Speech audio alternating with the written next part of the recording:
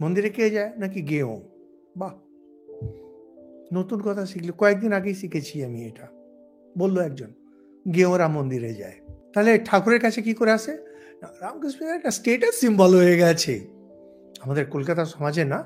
Ramakrishna mission একটা status symbol. ফলে কি রামকৃষ্ণ মিশন এলে ঠিক আছে, ওটা গেঁয়ো ভাবনা। তারপরে গোল পার্ক আদি সেন্টার আমাদের আছে, ওখানে গেলে বেশ ফিটফাট ড্রেস গিয়ে মনে হয় একটা স্টেটাস সিম্বল। এভাবে হয় না। যান কালীঘাটে, যান, গড়াগড়ি দিন, লুটোপুটি দিন, যেখানকার যে তীর্থে যাবেন সেখানকার তার মতো করুন, হারা হারা বম বম, 2 হাত তুলে।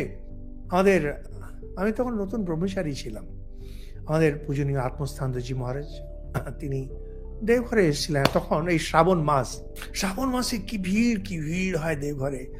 আর ওই ট্রেন থেকে মহারাজ নেমেছেন, সেই ট্রেনে ছাদ পর্যন্ত ভর্তি সব ওই গেরুয়া তো বলা যায় না, যাই হোক ওই কমলা লেবু বা যে রং বলুন পরে, হাফ প্যান্ট জামা পরে ভর্তি। আর দেখেছি আত্মস্থানজি মহারাজ পুরো একবারে আনন্দে ভরে এসে খুব করে হারা হারা বম বম জোসিডি স্টেশনে করছেন।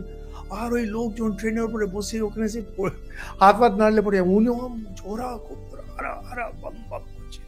আমার ভয়েস কম ছিলাম, চমকে উঠেছিলাম দেখে। আচ্ছা, আত্মস্থানজি মহারাজ তখন অ্যাসিস্ট্যান্ট জেনারেল সেক্রেটারি। এই ভাব না থাকলে সরাসরি মারবেন অদ্বৈতে, না, এটা হয় না। যতক্ষণ ওই ভাব না আসে, যতক্ষণ ওই ভক্তি না আসে, বেদান্তে পৌঁছানো যায় না।